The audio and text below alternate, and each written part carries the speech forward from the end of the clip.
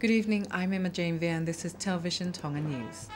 In the headlines, the call of the Friendly Islands Radio Tonga transmission clearly heard by Tongans overseas. Squash export to foreign markets exceeds its target this year. And businesses gaining access to financial assistance enables them to compete in the market. These and more stories, including news from the Pacific, sports, world and the weather information, later on in this bulletin. Let's take a look at the news in detail. The call to improve the roads, drainage, water systems, streetlights, community patrol officers and communications are some of the basic needs raised by the People's Representative for Tongatapu No. 1, Akilis Pohiva. He revealed this in his presentation of his parliamentary visit report in Parliament this morning. Here's Kalaini Tongilava with the details. According to the People's Representative for Tongatapu No. 1, Akilis Pohiva, some concerns raised from his district refer to residential homes which were affected in last year's heavy rains and flooding. The people affected by the flooding told Mr. Pohiva that the government did not complete its assistance, which includes land filling in the affected areas. Another concern raised by Mr. Pohiva in Parliament was about the Radio and Television Tonga news crew who attended one of his parliamentary visits with the residents of Kolomotua. However, the manager of Radio and Television Tonga's news department, Viola Wakai, says the media is free to attend any public event or meeting at any time. She also confirmed that the news crew were invited to the meeting by the residents of Kolomotua, although the People's Representative had no knowledge of it. Radio and Television Tonga News Department also reaffirmed that the roles that they carry out is similar to the roles of any other media in Tonga, who are free to carry out their duties under the democratic government. Meanwhile, Mr. Pohiva continued with his report on more concerns raised by people in his constituency. This includes concern for the law of the Sabbath and also the streetlights.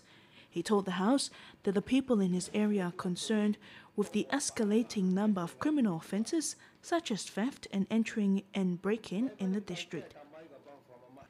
Concern was also raised after yesterday's parliamentary deliberations, where it was announced that 200 streetlights are expected to be sent to Vava'u. In response, Vava'u's Nobles representative, who was also the Health Minister, Lord Tuiafitu, told the House the streetlights for Vava'u is part of an agreement and the project is implemented by the People's Representative for the island. Lord Tuiafitu told Mr. Pohiva this is one of the ways which he strives to meet the needs of the people in his constituency. Parliamentary deliberations continue to the parliamentary visit report from the People's Representative for Tongatapu No. 1, Akilis Pohiva. For Television Tonga News, I'm Kalolaine Tonglava. Local businesses having better access to finance assistance will build their capability to compete with other businesses. This was conveyed by the Minister of Commerce, Tourism and Labour, Honourable Dr. William Latu, in a special program to again mark the 1 million Pa'anga grant from government. It was joined by the Minister of Finance and National Planning, Honourable Lisiate Akolo. The grant is directed at the sectors of tourism, manufacturing and handicrafts. We'll join Sini Latu with that story. The 1 million Pa'anga grant was launched in Vava'u to mark the government's commitment to build and strengthen its relationship with the private sector. The aim is to develop the country's economy.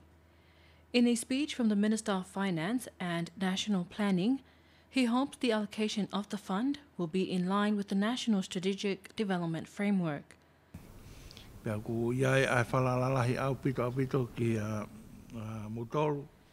We trust that the tourism and manufacturing companies will use the grant wisely. The government hopes that the money will be put to good use. The aims is also for this to fall in line with the 9 goals of the government's National Strategic Development Framework.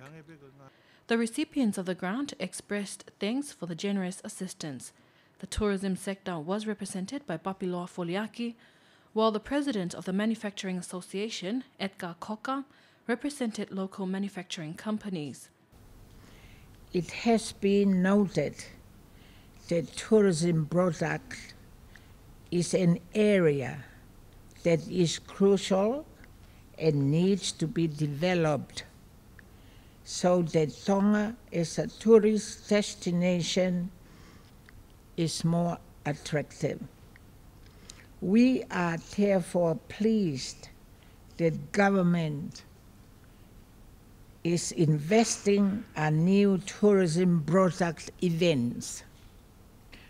Through cooperations with government, we are positive that tourism in Tonga will reach new height. Minister of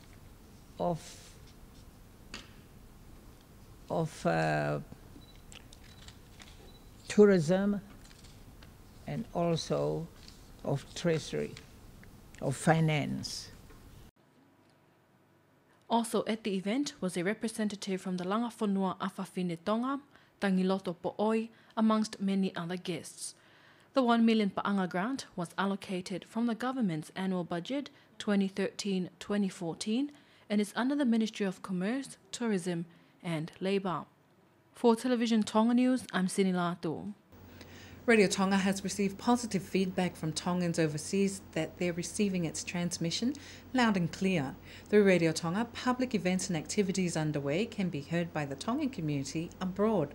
A number of comments and positive feedback were made to Radio Tonga by Tongans overseas who are glad to be able to tune in and listen to the parliamentary discussions broadcast live on Radio Tonga, sermons and church services of various denominations, school celebrations and events, the Royal Agriculture Show and other public events. That Tongans abroad are also glad to hear the names of their families and friends involved in these various programs which are aired on Radio Tonga. Tongans abroad are also able to tune into Radio Tonga by accessing the website www.tonga-broadcasting.net and click on Radio Tonga or Television Tonga. Radio Tonga has received comments from Tongans all over the world, including Fe'au Akau in the United States, Malia Dalakai in New York, Iloa, who called in during a Radio Tonga talkback program, Moritika Paongo Va Ivaka, Le Aipeni Patolo, Tofa Finau, Melek Lutui, Malia Niukapu, Kaukau Loka Tupo Malohi, Olivia Hui, Toahola Malolo, Vetutu Satini, Mateaki Vuna, Siuta Fusi, and many more from Sydney, Melbourne, and Sydney in Australia, and San Diego, Salt Lake City, San Francisco, Los Angeles, and other states in America, including Hawaii, Palmerston North and Wellington in New Zealand, and Germany, and Louisa from London in the United Kingdom. There are high expectations for this year's squash produce after growers harvested more than what was expected this year compared to past years. The New Millennium Squash Export Company's advisor, Semis Fonua, revealed this to Television Tonga News this morning. Tini Latu has that report. The New Millennium Export Advisor, Semisi Fonua, says the harvest of squash started yesterday with the first shipment of its produce to be shipped on October 10th on a special shipment sent from its Asian counterpart. The New Millennium Export Company last year collected more than 300,000 pa'anga from its squash exports. This year, the company aims to exceed last year's profits from the same Japanese market. Mr. Fonua says the good yield is due to the favorable weather conditions. Their target for this year is to export around 1,000 tons of squash to overseas market. They've exceeded that target and will be exporting an additional 500 tons.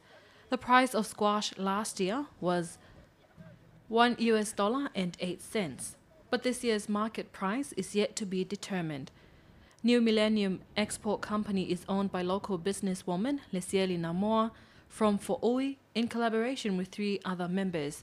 The company employs more than 30 growers. For Television Tonga News, I'm Sini Lato. Tonga's police force is seeking for information that will help them identify a certain yacht. Pieces of the yacht were found floating in the sea off a cliff in Tongamama'o, which is a village on the eastern side of Niuafo'o. This was revealed to Television Tonga News this morning by the Superintendent of Police in Vava'u, Netan Falakseni, whom the Tuniua's police station is under. Linda Filiang tells you more. Report from Vava'u Police Station says they had received a report from Niuafo'o Police Station on the 16th of September that a fisherman on the island had discovered part of the yachts 2 days earlier. Police then went to investigate the report the following day. Vava'o Police Superintendent Netane Falakseni says that the residents on the island have searched for any survivors but to no avail. According to the report from the Niwa for All Police, when they arrived at the scene, they only found parts of the yachts which were damaged, including the engine which had sunk to the bottom of the sea. They also found evidence that part of the yacht was made up of wood and it was color blue and white. They also found a life buoy with the name Akarat on it. There is also another word found on another piece of the yacht which say Plastime of France and a small lifeboat. The fisherman who found the pieces of the yacht said he had noticed a flare being fired into the air from the sea 2 weeks prior, finding part of the yacht. Police in Vava'o have submitted all reports and details to police station on Tongatapu for further investigation. He also called on the public for any information that can help in this case. Most of the loan applications made for government's 1 million Ba'ang Assistance Fund could not get access as it does not comply with the requirements under the grant scheme. Most importantly, it requires a confirmation letter from an importer, which most applications did not provide. The clarification is made after the Ministry of Agriculture received over 20 loan applications, with only 2 local exporters whose applications were approved under the loan agreement scheme. Kalaini Tongilava with more on that story. The Honourable Minister of Agriculture, Forestry, Fisheries and Food, Sangsta Saulala, signed for the agreement of the first loan last week. Speaking to Television Tonga News, the Secretary of the committee, which is administering the fund under the Agriculture Ministry, Metui Falesiva, says most of the loan applications do not comply with the main requirements, which is to provide a confirmation letter from an overseas partner. He adds, there are other requirements that most of the applications did not meet, including a business license and a tax number from the Ministry of Revenue. Mr. Falesiva adds, there are huge opportunities for people to apply for this grant, but they must first comply with the requirements. Other requirements for this scheme includes the submission of a business plan, a good working relationship between the exporter or grower with the quarantine department, and also a good record of past exports. Also, Mr. Falesiva reveals that the funds are available for anyone in the agriculture industry to apply for a loan. A benefit from this grant is the 1% interest fee for the loan. The 1 million Ba'anga grant for the agriculture sector is government's way of trying to boost the agricultural sector and also to increase the amount of exports to overseas market. The agriculture sector is seen as a good source of revenue for the country. Tonga Power has received a 21 million New Zealand dollar funding from the New Zealand government as assistance for the village project upgrade. The funding will help complete the various phases of the project. Here's Anasiu Falekaono with the details. Tonga Power's Limited CEO, Mr. John Van Brink, says the village project upgrade has completed its first phase. Moreover, the funding will also assist in the training of new recruits to the company. The New Zealand Government have approved the second and third stages of the village upgrade project. It's a big project. It's over 5 years. It's $21 million New Zealand worth of funding. It's coming our way, and the contract's being signed very shortly. How much? Sorry? 21 million New Zealand dollars funding. Part of that process will enable us to recruit more staff and to provide ongoing training. Mr. Van Brink also revealed that 10 of his line officers have been granted job opportunities with the North Power Limited company in New Zealand. I'm pleased to announce that all 10 have actually been accepted by North Power, and they'll be leaving, if they sign the contracts, they'll be leaving in early November to Auckland, where they'll start up with a new company. So they're actually migrating. The opportunities for them is obviously is manifold, but primarily for us it's to give our staff an opportunity to develop further, to work on on lines and in areas where we just don't have the facilities available here. Amongst the 10 officers are 9 men and a woman. The cost of the migration of these line officers are funded by the North Power Limited. Once they sign the contract, they will leave the kingdom in early November. Sports is up next with Pierre Ollier.